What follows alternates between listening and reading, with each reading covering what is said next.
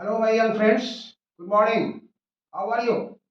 मैं सुरेश सर फिर एक बार आपके साथ क्लास 11th के फिजिक्स सेट एमसीक्यू नंबर 6 के साथ। इसके पहले मेरा 5 एमसीक्यू का सेट आपके साथ पहुंच चुका है। आपको अगर समय नहीं मिला होगा, अगर आप उसको शुरू से नहीं देखे होंगे, एक बार जरूर देख लेंगे। बहुत मतलब इम्पोर्टेंट क्वेश्चंस को हमने लिया है। संभावना है कि वो मैक्सिमम इम्पोर्टेंट क्वेश्चंस जो है वो आपके लिए फायदेमंद रहेगा, आपके एग्जामिनेशन में वो आपकी सहायता करेगा। आज का जो सेट है नंबर 6, उसमें हम लोग पढ़ते हैं और फिर एक बार आप कॉपी और कॉलम के साथ बैठिए और इसका शुरू से अंत तक वीडियो के साथ बने रहिए। नंबर 1 देखिए, पहला क्वेश्चन है, किसी वस्तु पर किया गया कार्य किस पर निर्भर नहीं करता। आपको बार बार कह रहे हैं कि ये जो मेरा सेट चल रहा है वो बाइलिंगुअल चल रहा है, इंग्लिश मीडियम और हिंदी मीडियम दोनों के लिए है। दोनों के लिए सेपरेट क्वेश्चन हमने डालना शुरू किया है ताकि हिंदी मीडियम वाले को दिक्कत नहीं हो, इंग्लिश मीडियम वाले को दिक्कत नहीं। हिंदी मीडियम वाले को भी फायदा ही है, इसलिए कि अगर कोई क्वेश्चन कंफ्यूजन है तो उसका इंग्लिश, हिंदी में भाषा अलग अलग हो सकती है लेकिन इंग्लिश वर्ड सबका एक ही होता है, इसलिए आप उसमें कंपेयर करके देख सकते हैं। इंग्लिश वाले को भी फायदा है कि अगर कोई वर्ड समझ में नहीं आ रहा तो हिंदी वाले को देख करके उसका वो कंक्लूजन निकाल सकते हैं। तो पहला क्वेश्चन है, किसी वस्तु पर किया गया कार्य किस पर निर्भर नहीं करता है। विस्थापन, आरोपित बल, विस्थापन और बल के बीच का कोण और वस्तु का प्रारंभिक वेग। इंग्लिश में ये क्वेश्चन है, the work done on a body does not depend upon, किस पर डिपेंड नहीं करता है, displacement, applied force, angle between force and displacement and initial velocity of the body. तो आपको इसमें क्या करना होगा कि वर्क डन का फॉर्मूला आपको याद होगा। वर्क डन का फॉर्मूला है W equal to F D cos theta. F D cos theta, यहाँ देखिए डी है डिस्प्लेसमेंट, यहाँ पर है विस्थापन है आपका, देख रहे हैं। एफ है फोर्स, एफ है फोर्स, एफ फोर्स हो गया, और थीटा हो गया angle between force and displacement, विस्थापन और बल के बीच का कोण। इनिशियल वेलोसिटी का, वस्तु का जो प्रारंभिक वेग है उसका फॉर्मूले में कहीं चर्चा नहीं है, इसलिए उस पर डिपेंड नहीं करेगा। क्वेश्चन नंबर 2 आइए देखिए, क्षैतिज वृत्त में नियत चाल से घूमती वस्तु में नियत रहती है वेग, त्वरण, बल, गतिज ऊर्जा, which remains constant when a body moves in a horizontal circle। horizontal circle में अगर कोई बॉडी मूव कर रहा है तो क्या कांस्टेंट रहेगा, velocity, acceleration, force, kinetic energy. तो आप पढ़े हैं सर्कुलर मोशन, काइनेटिक एनर्जी इसमें कांस्टेंट रहेगा, गतिज ऊर्जा इसमें स्थित रहती है, नियत रहती है। क्वेश्चन नंबर 3, एक कण एक समान चाल से वृत्ताकार पथ पर चक्कर लगाता है तो कण का त्वरण किधर होगा। कण का त्वरण होगा परिधि के अनुदिश, स्पर्श रेखा के अनुदिश, त्रिज्या के अनुदिश 0 होगा। A particle revolves in a circular path with uniform speed, then acceleration is directed किधर होता है, along circumference, along the tangent, along the radius and it is 0। तो सर्कुलर पाथ जो है वो आप देखे होंगे, सर्कुलर पाथ पर जब कोई वस्तु चलती है, when a body moves in a circular path, यहाँ पर सर्कुलर पाथ बॉडी मास है m, v वेलोसिटी से चल रहा है, तो इधर सेंटर है, यहाँ सेंटर हो गया, इधर रेडियस हो गया, इधर ही एक्सेलरेशन और फोर्स काम करता है, इसलिए that is along the radius, त्रिज्या के अनुदिश, along the radius. Question number 4 है, किसी वस्तु पर आरोपित बल और उसमें उत्पन्न त्वरण के अनुपात को किस द्रव्यमान से जाना जाता है। गुरुत्वीय द्रव्यमान, जड़त्वीय द्रव्यमान, आंतरिक द्रव्यमान, विद्युत चुंबकीय द्रव्यमान। The rest mass of a body which is equal to the ratio of the force acting on the body to the acceleration in the body is called gravitational mass, inertial mass, internal mass and electromagnetic mass। तो यहां पर कह रहा है कि force है और उसमें एक्सेलरेशन उत्पन्न हुआ है, force by acceleration, that is mass. तो ये मास है, this mass is called inertial mass, क्योंकि F बराबर ma, F बराबर ma होता है, तो यहाँ पर जो मास कहलाता है वो इनर्शियल मास कहलाएगा। और अगर F बराबर mg लेंगे तो वहां पर जो मास कहलाएगा वो कहलाएगा ग्रेविटेशनल मास, इसलिए यहाँ पर इसका जो आंसर होगा that is inertial mass, option number B, option number V जड़त्वीय द्रव्यमान, इसलिए ग्रेविटेशनल फोर्स में कहलाता है gravitational mass F equal to mg में, और ये जब फोर्स और एक्सेलरेशन का रेशियो होगा तो वो कहलाएगा इनर्शियल मास, जड़त्वीय द्रव्यमान। चलिए नेक्स्ट क्वेश्चन नंबर 5।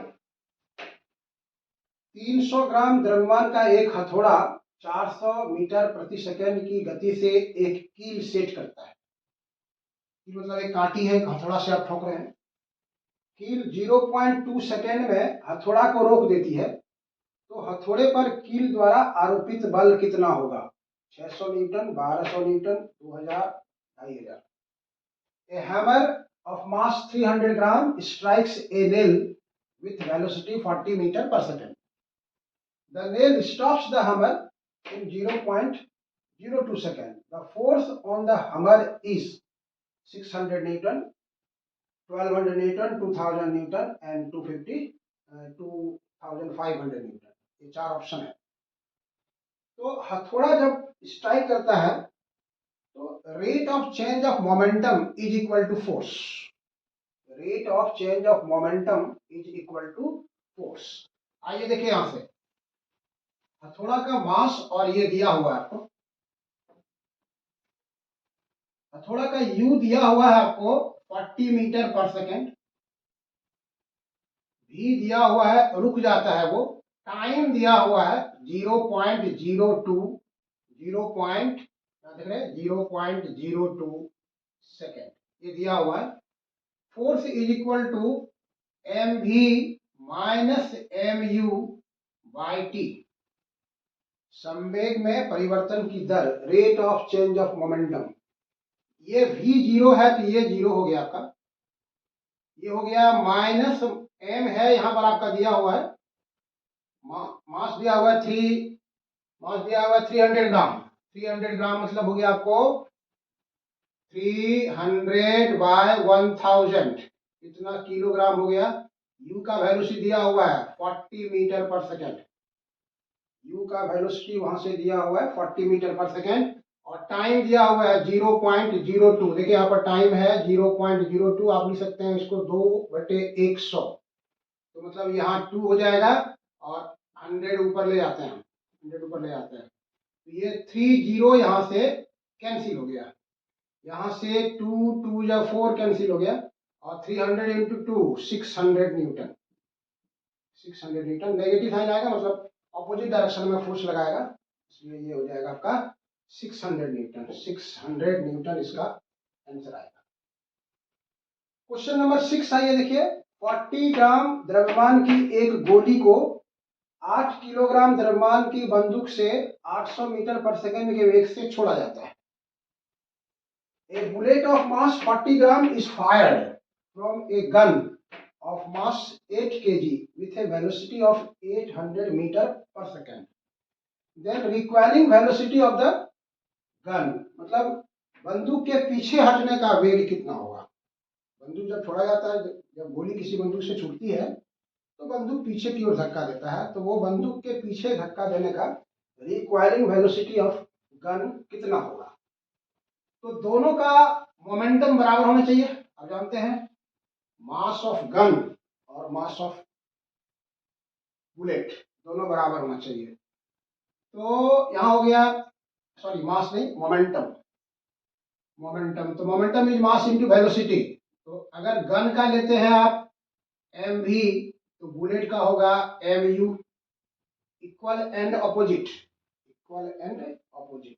इसलिए गन का वेलोसिटी चाहिए आपको, तो v equal to minus M U by M. अब देखिए यहां से एम ये है for bullet, this is for bullet गोली के लिए, और दिस इज फॉर गन बंदूक के लिए।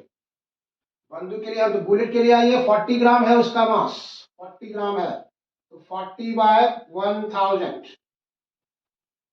इसका वेलोसिटी दिया हुआ है 800 मीटर पर सेकेंड, यहां मल्टीप्लाई कर दीजिए 800 मीटर पर सेकेंड, 800 मीटर पर सेकेंड। और मास ऑफ 40 ग्राम हो गया आपका मास इसका, और ये हो गया। उसके बाद है यहां से 40 ग्राम बुलेट का हो गया। उसके बाद मास है इसका 8 ग्राम, सॉरी ये 800 है, इसको ये 800 है इसका, देख रहे हैं आप। मास इज 800 मीटर पर सेकेंड, यहाँ पे है ये 800 मीटर पर सेकेंड, और this is 8 KG, this is 8 KG. तो अब यहाँ से देखिए ये जीरो और ये जीरो और ये कैंसिल हो गया, फिर ये 8 कैंसिल हो गया, इसलिए ऑप्शन इज -4 मीटर पर सेकेंड, -4 मीटर पर second, that is option number D, option number D, ये हो गया -4 मीटर पर सेकेंड। आइए क्वेश्चन नंबर 7 देखिए। 50 सेकेंड में 100 केजी द्रव्यमान को 50 मीटर की ऊंचाई तक उठाने के लिए आवश्यक शक्ति कितना होगा? The average power required to lift a mass of 100 kg to a height of 50 meter in 50 second, 50 metre in 50 second, वहां तक उठाने में उसको कितना वर्क करना पड़ेगा? तो वर्क करना होगा, that is change in potential energy. Power निकालना है, power is work by time, power हो जाएगा आपका वर्क बाय टाइम, और वर्क यहाँ हो गया mgh, mgh बाय टाइम। अब यहाँ देखिए मास दिया हुआ है 100 केजी, ये मास हो गया 100, यहाँ मास है 100 केजी, तो दिस इज 100, g इज 9.8, 50 मीटर तक अब उठा रहे हैं इसको, 50 मीटर, h इज 50, और time is also 50 second, 50 second time दिया हुआ है, 50 सेकेंड यहाँ दिया हुआ है, 50 सेकेंड में उठाना है, तो यहाँ से आप 50 रख दीजिए इसको, ये 50 कैंसिल हो गया, 9.8 इंटू 100, 980 वाट, 980 वाट, इसलिए option is A, option is ए, 980 आ गया, इसलिए इसका ऑप्शन हो जाएगा 980 वाट। आइए क्वेश्चन नंबर 8 देखिए, क्वेश्चन नंबर 8। 5 न्यूटन बल के कारण एक वस्तु बल की लंबवत दिशा में 10 मीटर चलती है, तो बल के द्वारा किया गया कार्य कितना होगा? Due to application of a force of 5 Newton, an object moves 10 meter along perpendicular direction of the applied force. Then amount of work will be, amount of work कितना होगा? वर्क का फॉर्मूला याद कीजिए, work equal to force into displacement, general formula W equal to F D cos theta. यहाँ पे 5 Newton का force है, 5 Newton, 5 Newton का बल है, ये डिस्प्लेसमेंट है 10 मीटर, और एंगल है परपेंडिकुलर, लंबवत दिशा में चलती है, लंबवत दिशा में, तो यहाँ 5 न्यूटन 10 मीटर लंबवत, मतलब cos 90, cos 90 ये 50 हो गया, और cos 90 इज 0, दैट इज 0, इसलिए 0 joule, no work is done, 0 joule, option number D, ये हो गया आपका ऑप्शन नंबर डी, इसका आंसर आ जाएगा 0 जूल। क्वेश्चन नंबर 9 आइए। एक वस्तु 1.5 किलोमीटर की दूरी तय करके ए से बी तक जाती है और पुनः वापस लौट आती है, इस यात्रा में उसे 1 घंटे का समय लगता है, वस्तु का औसत वेग बताइए। A body in 1 hour moves from A to B 1.5 kilometer distance and returns back. Its average velocity will be, average velocity मतलब displacement by time, average displacement आप निकालिए। ये पॉइंट ए है, ये बी है, ये 1.5 किलोमीटर गया, इधर से गया 1.5 किलोमीटर, फिर वापस भी लौट के आया, तो इसका जो टोटल डिस्प्लेसमेंट हो गया यहाँ से, डिस्प्लेसमेंट जिसको आप विस्थापन कहते हैं, दैट विल बी प्लस 1.5, और फिर जब आया रिटर्न हुआ तो -1.5 kilometre, this is 0, this is 0, और टाइम आपका दिया हुआ है 1 आवर, इसलिए velocity, average velocity A B, displacement by time, average displacement, displacement by time, displacement by time 0/1 that is 0, इसलिए एवरेज वेलोसिटी इसका 0 होगा।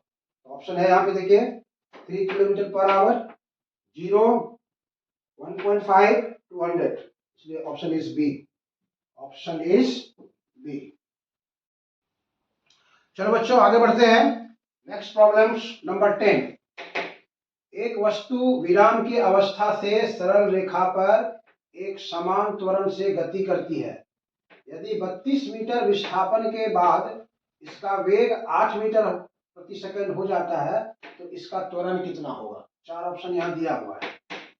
A body starts from rest. Starts from rest का मतलब हो गया विराम अवस्था से चलना शुरू करती है, मतलब u equal to 0 and travels with uniform acceleration on straight line, सरल रेखा पर यूनिफॉर्म एक्सेलरेशन से चलती है। If its velocity after displacement of 32 metre is 8 metre पर second then its acceleration will be, उसका त्वरण कितना होगा? क्या क्या दिया हुआ है आप वहां से देखिए आराम से। A body starts from rest, एक वस्तु विराम की अवस्था से चलना शुरू करती है। u इज 0, 32 मीटर डिस्प्लेसमेंट के बाद s equal to 32 metre, velocity इसका हो जाता है 8 मीटर पर सेकेंड, 8 मीटर पर सेकेंड हो जाता है। तो कहता है कि एक्सेलरेशन बताइए क्या होगा। आपको इसके बीच एक फॉर्मूला पकड़ना होगा। कौन सा फॉर्मूला आएगा? तो आप जानते हैं v square equal to U square plus 2as, v square equal to U square plus 2as। u is 0, u is 0, इसका मतलब ये 0 है, इसका मतलब ये हो गया 2as, इसलिए a will be v square by 2s। v दिया हुआ आपको 8, तो 8 इंटू 8 बाय 2 और s इज 32, s इज 32।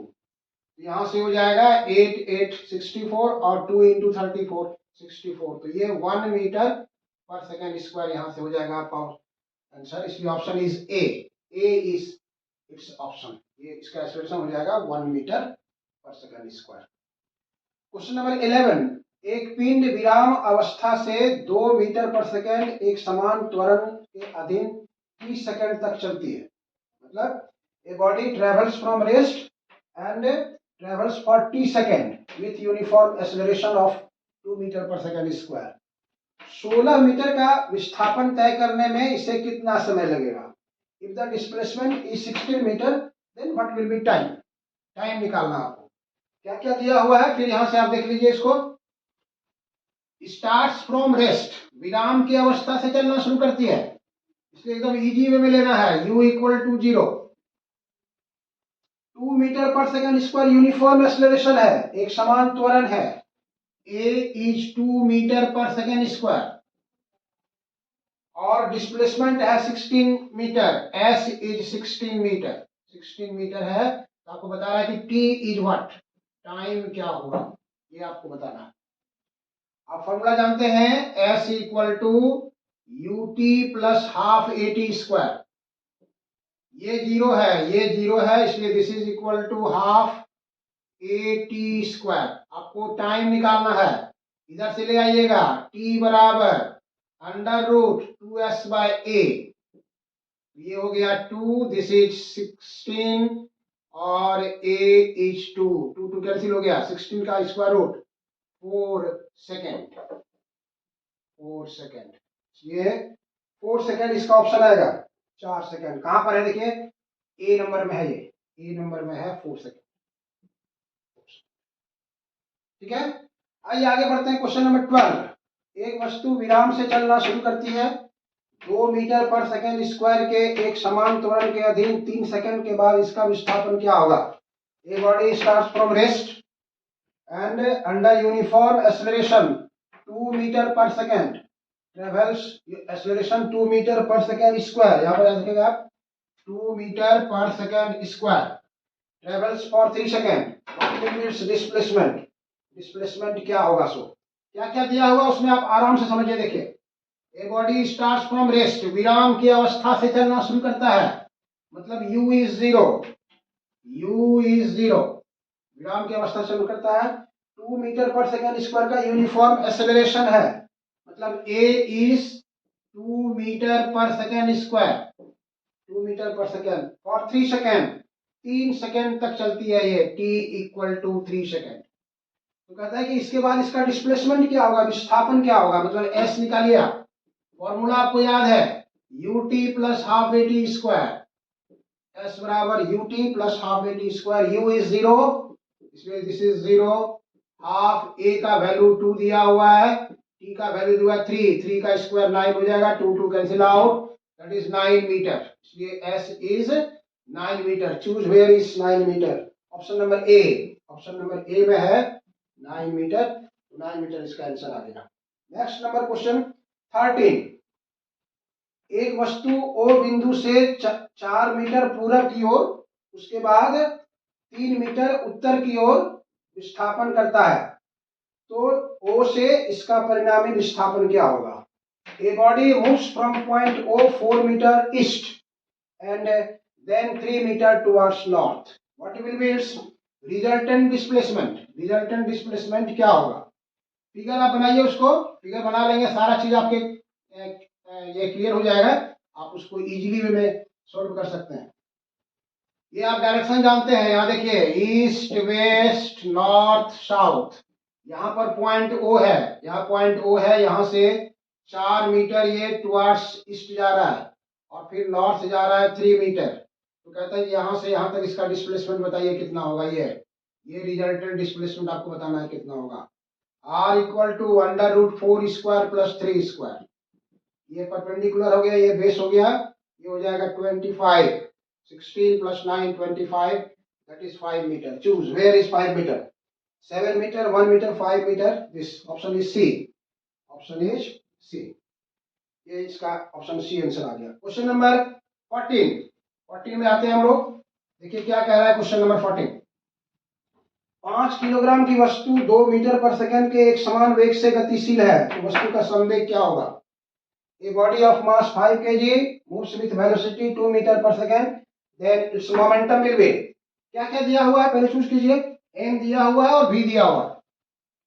मास दिया हुआ है मतलब m इज 5 kg, v दिया हुआ है आपका 2 मीटर पर सेकेंड, मोमेंटम निकालना है p, you know momentum is mass into velocity, m into v, ये 5 इनटू 2 10 किलोग्राम मीटर पर सेकेंड। Where is 10 किलोग्राम पर सेकेंड, 10 किलोग्राम मीटर पर second, option is A, 10 kilogram metre पर सेकेंड। तो इसका आंसर आ गया आपको 10 किलोग्राम मीटर पर सेकेंड। तो इस तरह से छोटा छोटा प्रॉब्लम्स जो फॉर्मूला बेस्ड, यही प्रॉब्लम्स 11th के एग्जामिनेशन में बोर्ड मॉडल में आता है। तो अब सबसे पहले इस पर आप जितना हमने बताया आपको, इस वीडियो को आप शुरू से अंत तक उसको हमको उम्मीद है कि नोट कर लिए होंगे। और ये मेरा था, इसके पहले जो इतना वीडियो 4 5 6 5 डाले हैं उसको भी आप शुरू से अंत तक देख लेंगे। और अगर कहीं कुछ प्रॉब्लम होता है तो आप उसको कमेंट बॉक्स में डालेंगे, हम उसमें सुधार करने की कोशिश करेंगे। ये वीडियो आपको कैसा लगा, इसको लाइक सब्सक्राइब और शेयर करना कभी नहीं भूलिएगा, क्योंकि आपको हम बार बार कह रहे हैं, वही हमारे लिए एनर्जी का काम करता है। फिर हम आपको साथ नेक्स्ट वीडियो के साथ पहुँचते हैं। Many many thanks, thank you.